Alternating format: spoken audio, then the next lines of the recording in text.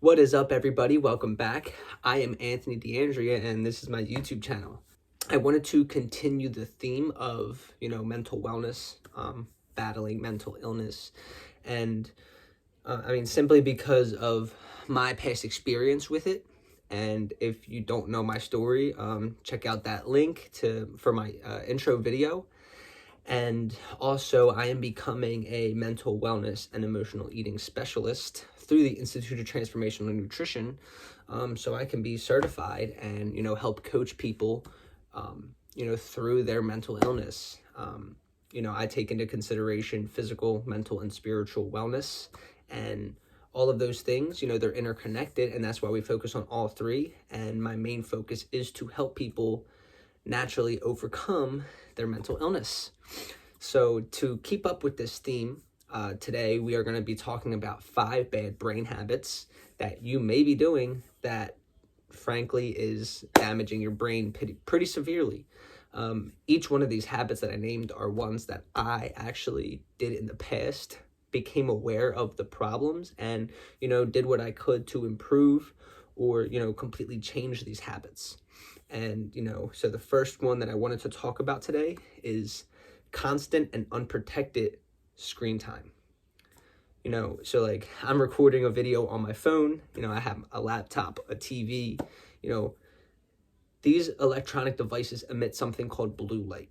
Now, blue light directly negatively impacts your sleep, which I'm going to get to in a moment, but it suppresses, hormone production. And it also speeds up the aging process. Studies have shown it is beginning to cause neurodegenerative disorders. And, frankly, the study that I did see, it was done on fruit flies. But I would also like to, to point out that the Nobel Prize for Medicine and Physiology back in 2017 was awarded for discoveries of the circadian mechanism on fruit flies. So although these studies are relatively early on in the process, we are beginning to see how damaging blue light really is, and trying to figure out ways to restrict that damage. And I also like to point out, Apple, the company Apple, they're actually actively trying to figure out ways like the night vision on the phones and laptops. Like those are ways to limit that blue light exposure. So if a company like Apple is doing it, I think it's time to really focus on it and really nip it in the bud so it stops negatively affecting people in this way. My quick solution, all I did was grab blue light glasses. They're like simple, like as you can see, like the lights are reflecting off the glasses, so it's not entering my eye. Blue light actually does cause damage to your eye as well. It damages the retina, which, hey, never a good thing, never a good thing whatsoever. And, I got these glasses for $20 off a company called Wear Me Pro. I'll link them below. I'm not affiliated with them at all. I just wear their glasses. I think it's a great product that I found benefit in and that I've used for a year now. I got these in February of last year. Grace actually got them for me. Next, as I just said, I want to talk about not getting enough sleep or poor sleep quality. Now, before I get into it, I just want to put out there that I have a free private Facebook group where, we're just building a community over there of like-minded individuals to hold each other accountable, to get to the goals that we aspire to get to. It's really a group for information on, motivation, personal development, health, fitness, wellness, mental wellness. I hold mini challenges every week, and I say this because this past week was all about sleep quality. I was sharing tips on sleep quality, for example, like wearing blue light glasses or getting blackout curtains or, stretching prior to bed when you wake up. Like all of these things impact your sleep quality, and if you want more information on that, go check out my Facebook group. Frankly, the reason why sleep quality and getting enough sleep is so important for your mental health specifically is because the brain removes toxins out of the brain, out of itself. It reorganizes memories, and it improves your connections in the brain called synapses.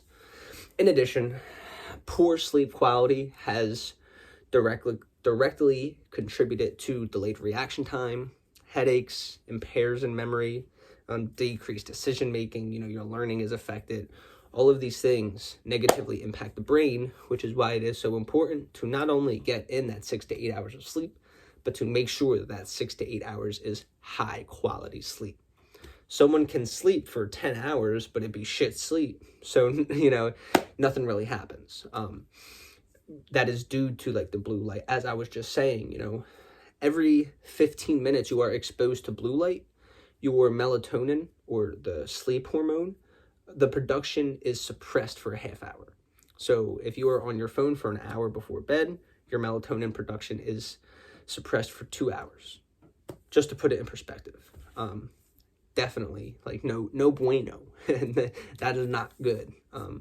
So again, just some like quick tips: blue light glasses, the blackout curtains, stretching, drinking like a nighttime tea like chamomile, lavender, valerian root. All of these teas help you fall asleep and increase that quality of sleep. The next I want to talk about is poor eating habits. Now, I feel like diet is always wrapped up back into it, but it really is so important. There's your gut is actually called the second brain. The enteric nervous system lines the gut. The vagus nerve is actually a bidirectional communication network between the gut and the brain. So when your gut is unhealthy, when the bacteria is imbalanced and things along those lines, that communication between the gut and the brain is really non-existent, and it really does negatively impact the brain. In addition, like that high sugar, overeating, emotional eating, the high processed foods, all of these things cause inflammation, and chronic inflammation in your diet is now being linked to impairs in memory and learning, and it increases your risk of degenerative diseases like dementia and Alzheimer's. Now, my great grandmom has Alzheimer's, and it's really not fun. It's not a fun thing to deal with. It's not a fun thing to go through. And so when I find out that there's something that we can do to decrease our risk of getting a disease like dementia or Alzheimer's, I'm all over it. And eating healthy, meaning whole foods, minimally processed, like if you're going to eat meat, organic or grass-finished meat, same with dairy. Like, I just really try to focus on foods that are not in plastic, that don't have additives, preservatives, pesticides, herbicides, GMOs, things like that, and really just focus on the quality of food that I'm eating. Next, I wanted to talk about a lack of movement. Now, I'm not saying like, okay, for me, I'm trying to put on an additional 20 pounds of weight. I know I have friends and family that are trying to lose weight. You don't have to have one of those goals. All I'm saying is just move more. Don't sit around as often. Like, if you have 10 minutes in a day, walk 5 minutes down the street and then 5 minutes back. Something along those lines, because frankly, what we are beginning to realize is how damaging a sedentary lifestyle is to our brain. Now, there has been studies that actually show like a scan of the brain, and that the brain tissue is actually thin. It gets thinner if you have a sedentary lifestyle. I believe that is due to when we are moving and working out and walking and things like that. Blood flow is increased to the brain. It's like a stress reliever. You release feel-good hormones in the brain. So the brain is more active while you are being active. You know what I mean? So it kind of seems like duh, but frankly, I just want to stress how dangerous and how damaging a sedentary lifestyle actually is to our brain and our overall health. Again, like I just use that example of like walking. You can walk around your house, like stand up and do squats for 5 minutes. For me, if I'm sitting too long working, like I'm all virtual. So I actually stand up while I work. I'll put it on my bureau, and so I'm standing up instead of sitting the whole time. If I'm writing a blog or learning about supplements or mental wellness or things like that, I'm like standing up while I'm doing it to get that blood flow, so I'm not sitting as long. Little tips like that can really just improve your overall activity level and your overall brain health. Now, last but not least is blasting music. Now, trust me, like, I have a 2001 Honda Accord. When I got that car, I immediately put a radio into it, and I would blast the hell out of that. I would be listening to, like, the new Eminem album, or the new Little Uzi album, or, you know, like, when I used to have the big beats, like, that I would wear at the gym, like, blast the hell out of music. And I'm beginning to learn more about how that's pretty damaging to the body.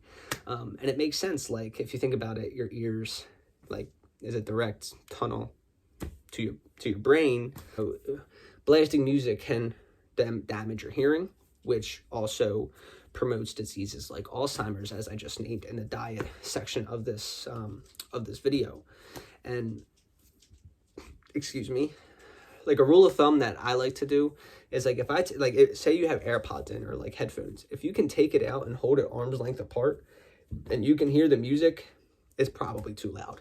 Like, just lower it down. You don't need to be blasting the music excessively. Like, if you're in your car, I'm beginning just to lower the music to like a normal volume. Like, I don't gotta be dumping it, like, as I'm going down the street, like my car's like bouncing up and down. Like, nah, but seriously though, like, that's something that I personally needed to work on, and I did. And the difference in between the two of doing it, listening to music at like a respectful level, over blasting it and jamming down the street, the difference is pretty extraordinary. And, you know, just give it time. Do it for a month and see how you feel after. You know, see how it goes. Some other healthy brain habits that I want to smack on at the end of these 5 bad brain habits.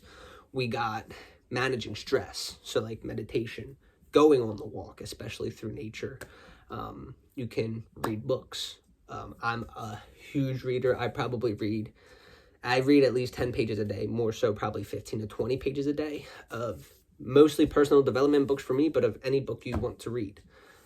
Just doing that reading actually shows to have the same effects as meditation on the brain and the body. And I think that's pretty powerful. Plus, you're learning a hell of a lot when you're reading books. Lastly, just, you know, meet with a friend, you know, talk to people you love and care about, you know, just go get lunch, go on a walk, go hang out, go to the gym, you know, even have a book club. Like, just that social interaction is really beneficial for the brain. And, you know, that's a reason that I'm super upset about how long we've all been physically distancing. Oh my God, distancing from each other.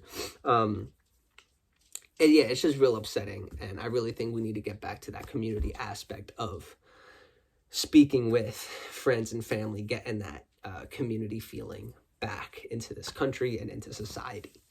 So the bottom line, guys, really, like, it's just like, for quick action items that you can take, you know, grab blue light glasses, grab blackout curtains, get better sleep quality. So, like, maybe meditate before bed, you know, the blackout curtains, the blue light glasses, eat healthier, more whole foods, be more active throughout your day, stand up, go on a walk, do some squats, you know, clean the house, like vacuum the whole house. You know, you're moving, you're walking around that house. Don't blast music in your ears. Manage your stress levels. Read books. Meet with more people that you love and that you care about and that you genuinely enjoy being around, because all of these things directly impact the health of your brain. That is all I have for you today. Thank you so much for tuning in. I really do appreciate it. If I provided you any value, you know, I'm not selling you anything. I'm not trying to, you know, get any money from you. All I want you to do is just share with a friend or family that may benefit from this video. My goal is to help as many people as humanly possible, especially in the realm of mental wellness. We have an epidemic going on around this country, around the United States of America, involving mental illness, and it breaks my heart. You know, suicide rates, especially among teens, suicide attempts, depression, anxiety, you know, all of these mental illnesses are skyrocketing over the past year, and it breaks my heart. So if I can help one person, if I can help one of your friends, one of your family members, all I ask is that you share. Thank you so much. If I provided you any value, I would appreciate it if you liked the video, if you subscribed. I post a video every Sunday. I'm really focused on holistically and healing the body, especially the mind. And, that's all I got for you guys. Have a great day, and I'll talk to you soon.